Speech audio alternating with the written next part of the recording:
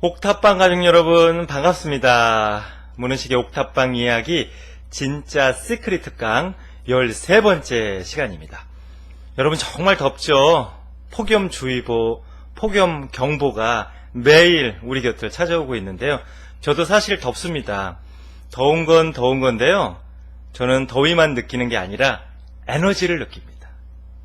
물론 몸은 더위를 느끼죠. 그러나 저의 기운, 저의 마음은 이 장렬하는 에너지, 이 왕성한 기운을 더 많이 느끼거든요.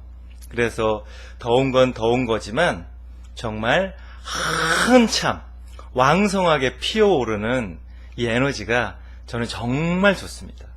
제가 누군가에게 이 얘기를 했더니 소장님 더위 드셨군요. 네.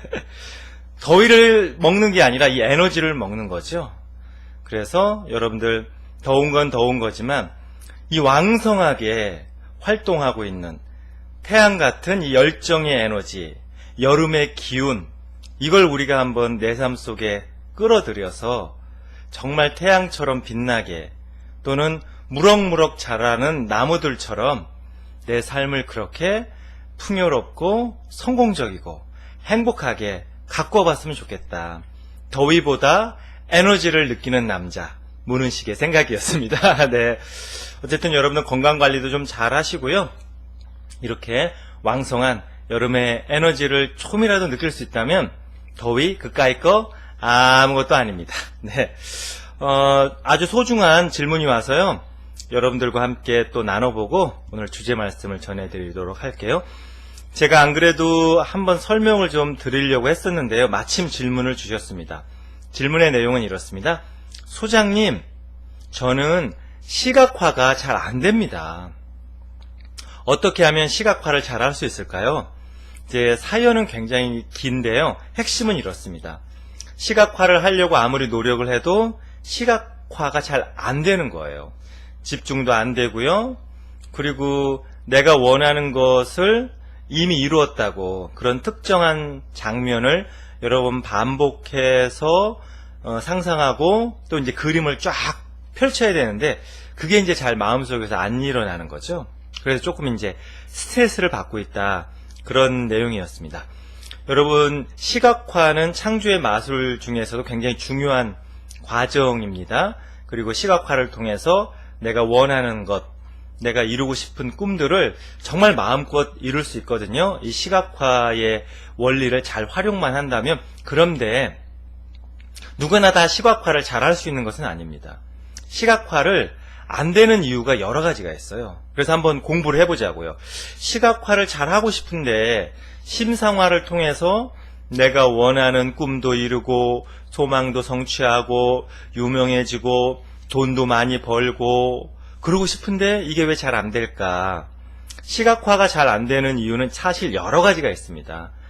뭐 수천 명, 수만 명의 사람이 있다면 시각화를 잘 못하는 이유가 수천 가지, 수만 가지가 될 수 있어요. 그럼에도 불구하고 시각화를 잘 못하거나 집중이 잘 안 되는 이유를 한번 추려서 말씀을 드리면, 첫째는요, 본인이 정말 무엇을 원하는지 모르는 경우에 시각화가 잘 안 됩니다. 여러분 한번 생각해 보세요. 나는 내 마음을 다 알까?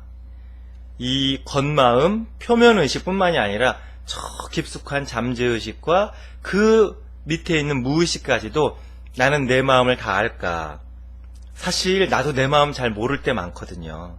우리는 내가 원하는 것을 정확히 안다고 생각하는데요. 그렇지 않습니다. 내가 정말 무엇을 원하는지, 내가 정말 살아가고자 하는 삶의 방향이 어떤 것인지 모르고 그냥 열심히 살아가는 경우가 훨씬 많거든요. 그래서 시각화가 잘 안 되는 이유, 첫 번째는 본인이 정말 무엇을 원하는지 잘 모르는 경우에는 자연스럽게 시각화에 잘 집중을 할 수가 없습니다. 특히 표면의식, 겉마음과 잠재의식, 깊은 마음이 서로 다를 때, 그럴 때는 시각화를 잠재의식에서 거부하게 되어 있어요. 그래서 잘 안 되는 경우가 있고요. 두 번째는 약간 이제 결정장애라고 해야 될까? 이런 습성이 있는 분들이 시각화를 잘 못합니다. 근데 여러분들 무엇을 결정할 때 너무 많이 망설이는 사람 있잖아요. 아니 연필 하나 사는 것도 이거를 살까 저거를 살까, 이거를 살려 하니 이것이 좋아 보이고, 이거를 또 살려 하니까 이것도 좀 괜찮고, 이렇게 늘 선택의 기로에서 너무 많은 고민을 하거나 아니면 너무 많은 에너지를 소비하는 분들의 공통적인 특징은 뭐냐면요, 자신의 선택에 대해서 후회한 경험이 많은 거예요.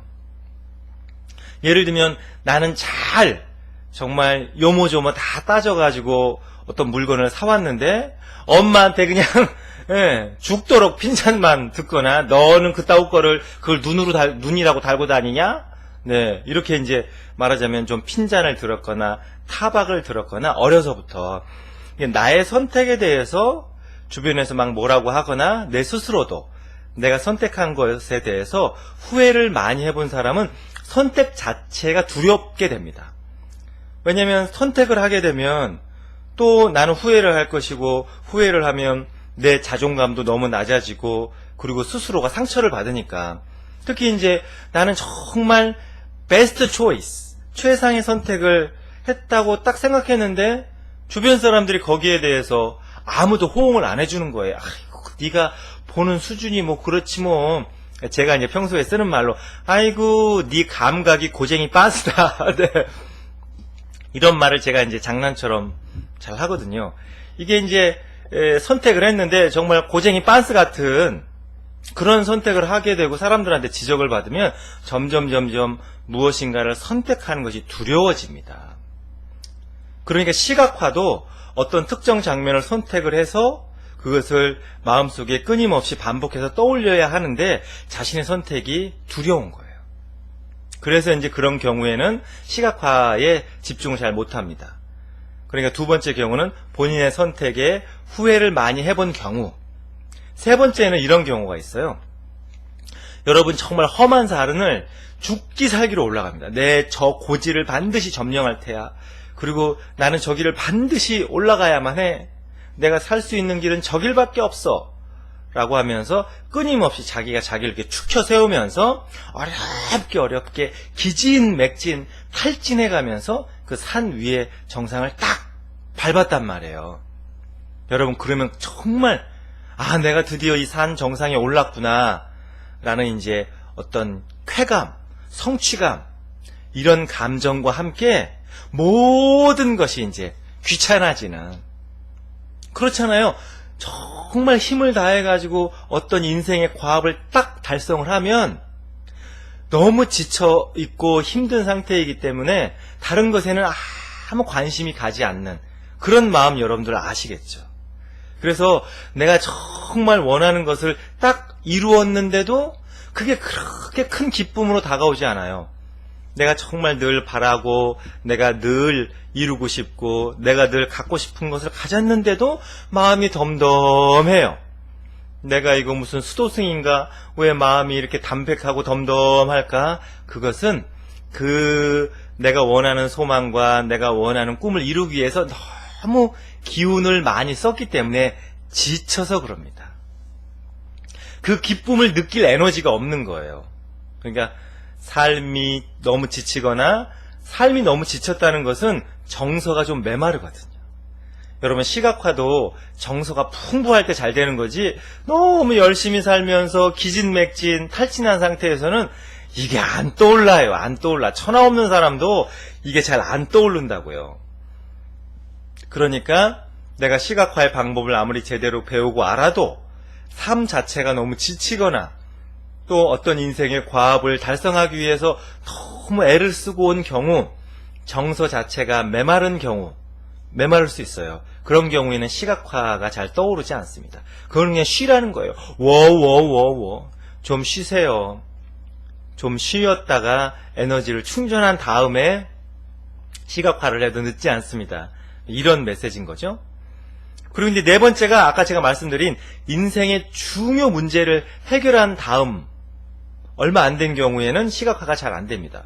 왜냐면 인생이 너무 큰 문제를 해결했거든요. 그러니까 잠깐 퍼즈, 쉬는 시간, 충전의 시간을 갖고 싶어 해요. 우리의 잠재의식이.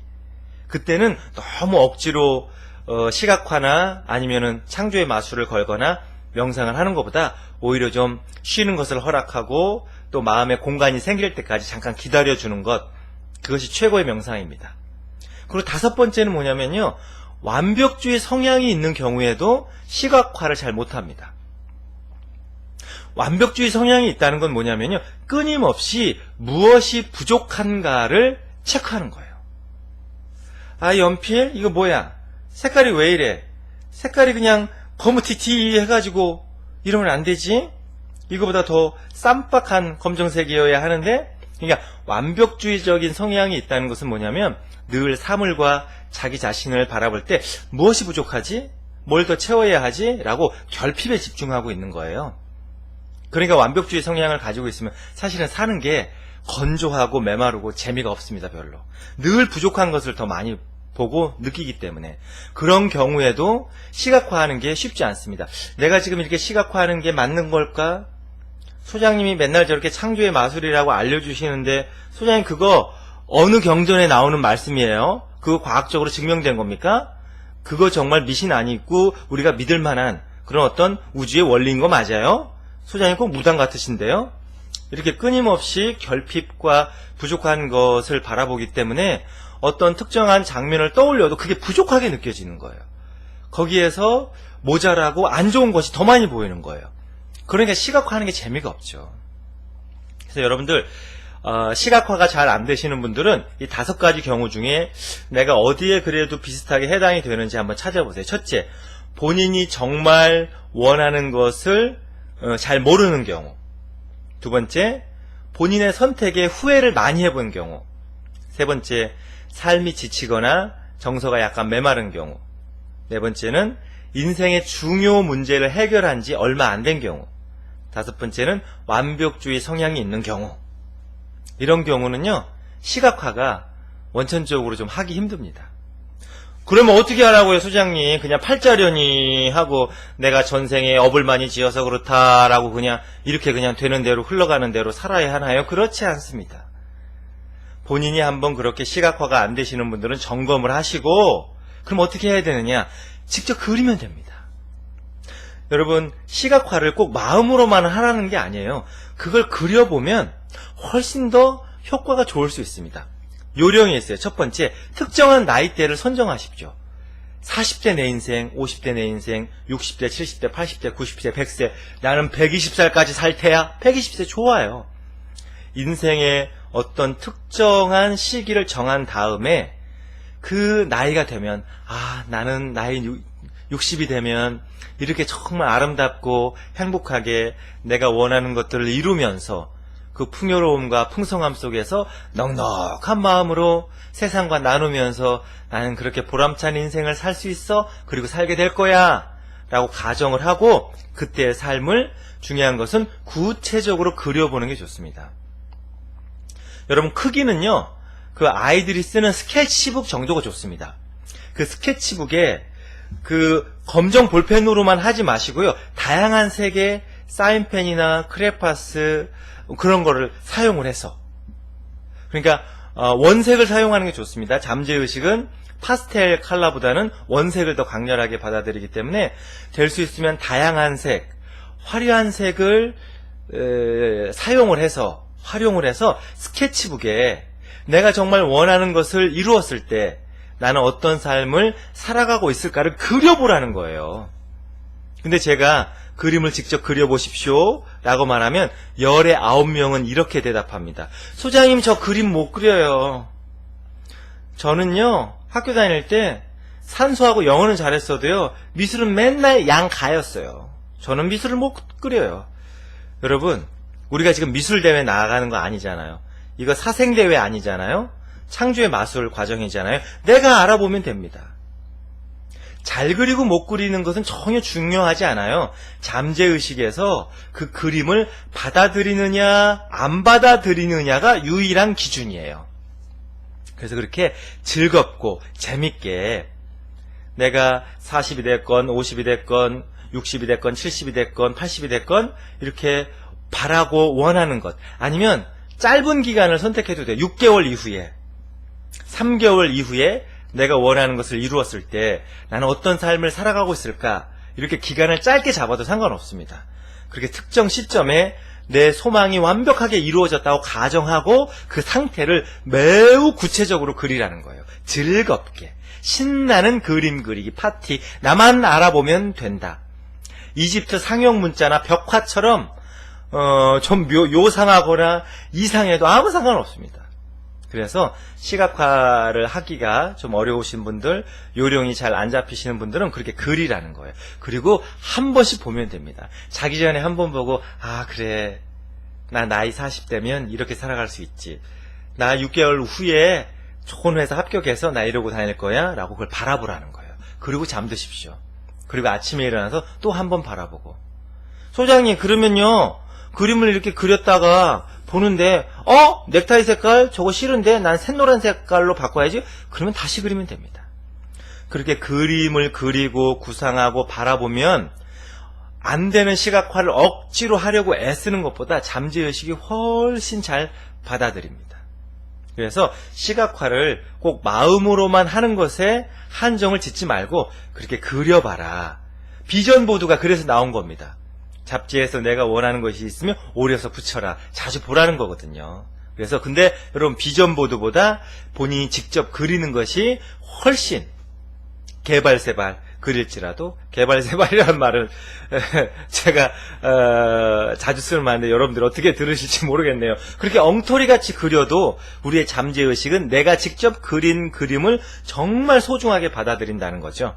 거기에만 좀 초점을 맞춰주시고요. 그렇게 직접 그림을 그리셨으면 좋겠습니다. 그것도 한번 활용을 해보십시오. 자, 질문에 대한 대답은 여기까지 하고요. 소중한 사연이 또 몇 편 왔어요. 그걸 또 소개해 드릴게요. 안녕하세요, 소장님. 저는 감사의 날을 선포했었습니다. 2남 2녀를 둔 행복한 엄마인데요. 아이들이 자라면서 장난감이랑 책이 많아 정리할 공간이 부족했습니다. 그런데요, 신랑이 장난감 정리대를 만들어 주어 애들이 정말 신나해요. 그리고 생각하지도 않았던 소중한 큰 돈이 저에게 왔습니다.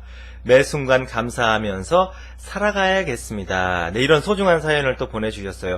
우리가 지난주에 뭘 했죠? 증폭하기 과정 중에 10가지 긍정의 감정을 말씀을 드렸고 그 감정을 선포하라고 그랬잖아요.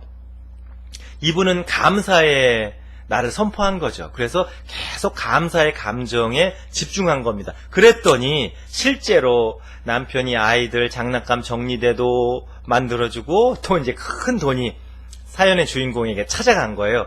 감사의 감정에 몰입하니 실제로 감사할 일이 2가지가 생긴 거죠. 그게 여러분 증폭하기 과정에서 반드시 일어나는 현상입니다. 자, 또 하나의 이제 소중한 사연이 왔어요. 소장님, 저는요 평온을 선택했습니다. 매일 아침 평온을 우주님께 외치고 선언했어요. 한 주 동안 전쟁 같던 삶이 평온함을 찾아 무지 행복했습니다. 평온함 삶 속에서 좋은 일들이 물밀듯 밀려왔고 저 스스로 사랑하고 행복감을 느끼면서 상처받았던 마음이 조금씩 정화됨을 느꼈어요. 정말 평온하구나 느끼면서 행복함과 감사, 기쁨, 자부심, 사랑 등등 이런 감정들이 동시에 따라오네요.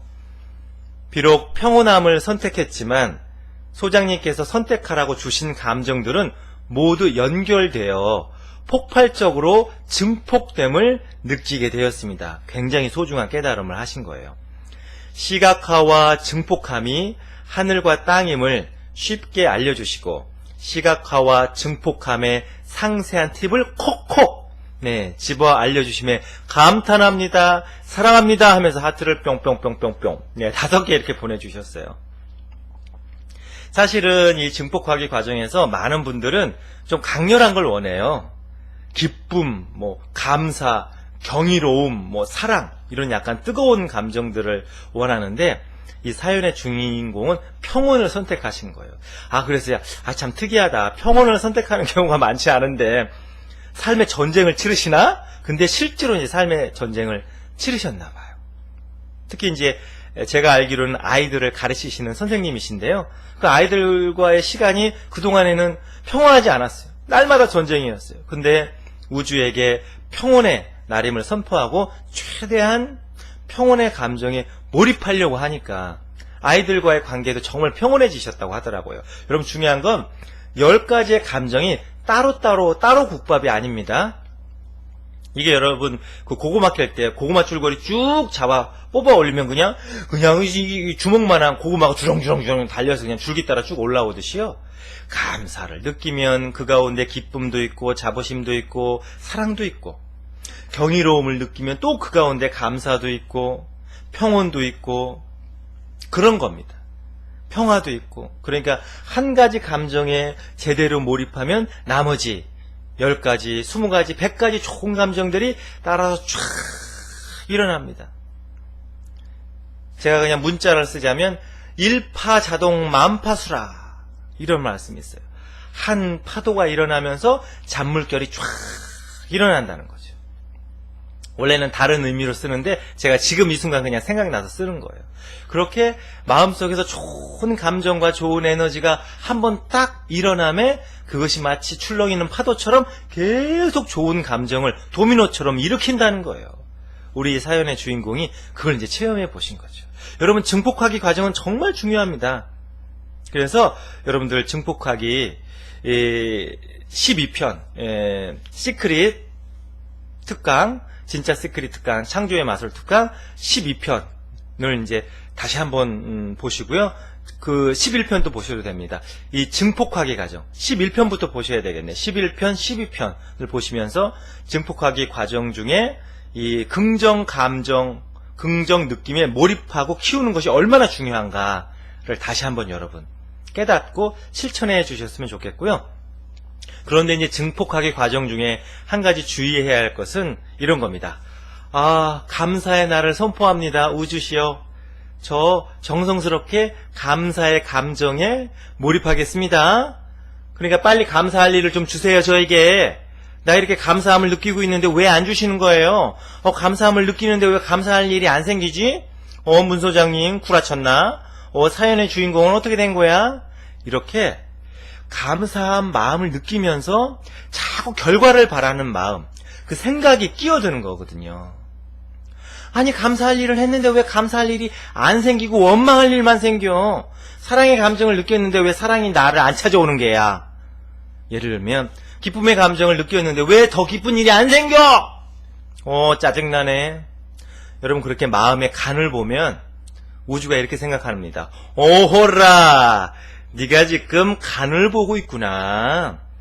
그냥 그 감정에만 몰입을 하면 첫째 네가 행복해지고 네 마음이 풍성해지고 에너지가 상승이 되고 결과는 자연스럽게 따라오는 법인데 너 지금 마음 공부하면서 간 보고 있구나.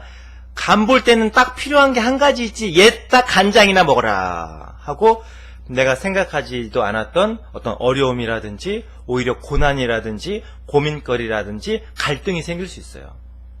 마음에서 간을 보면 그렇습니다. 그게 뭐냐면 감정 자체에만 몰입하라는 거예요. 그냥 감사하면 감사합니다. 정말 감사합니다. 기쁘면 와 정말 기쁘다. 자랑스러워. 내 자신이 정말 자랑스러워. 위대한 사랑이요. 찬란한 경이로움이요. 라고 하면서 잠깐이라도 오직 그 감정에 몰입할 뿐 딴 생각하지 말라는 거예요.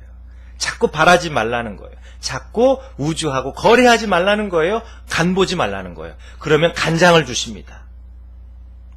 짠맛을 느끼게 해줘요. 무슨 말인지 아시겠죠? 그래서 순수하게 오직 그 좋은 10가지 감정에만 몰입하라. 느껴라. 그것 자체가 에너지와 기운을 무한대로 확장하고 증폭하는 과정이에요. 에너지가 상승하고 에너지가 커지고 에너지의 힘이 강해지니까 이 우주는 에너지의 덩어리라고 했잖아요. 그러니까 내가 창조할 수 있는 게 많아지고 커지는 겁니다. 자연스럽게. 그리고 타이밍은 완벽해요. 나에게 정말 그것이 필요한 순간에 짠 하고 나타나요. 근데 계속 간 보면 설 읽는다 그 말이죠. 그래서 오직 그 감정에만 몰입할 것. 그러면 여러분들 그렇게 그 소중한 10가지 아니어도 돼요. 여러분들이 느낄 수 있는 긍정의 감정이라면 무엇이든지 좋습니다. 그것에 오직 느낄 뿐 다른 생각을 잘 안 하면 뭐가 따라서 높아지느냐, 기운과 에너지만 커지는 게 아니라 창조 감수성이라는 게 여러분 발달합니다. 소장님 그거 누구 얘기예요? 네, 굉장히 시크릿 법칙에 달통한 유명한 사람이 만든 용어입니다. 바로 접니다. 제가 하는 말이에요. 창조 감수성. 여러분 시를 쓸 때도 감수성이 뛰어나면 다른 사람들이 보지 못하는 걸 보죠? 다른 사람이 느끼지 못하는 것을 느끼면서 위대한 작품이 나오잖아요. 마찬가지예요. 그렇게 긍정의 감정을 다만 느낄 뿐 거기에 몰입하게 되면 창조 감수성이 엄청 발달합니다. 창조 감수성이 발달하면 그만큼 우주하고 긴밀해진다는 거예요. 완전히 연인 관계가 된다는 겁니다. 그러니까 내 소망이나 내 꿈이나 내 비전이나 목표와 포부를 정말 수월하게 자연스럽게 저절로 이룰 수 있는 그런 확률이 높아져요.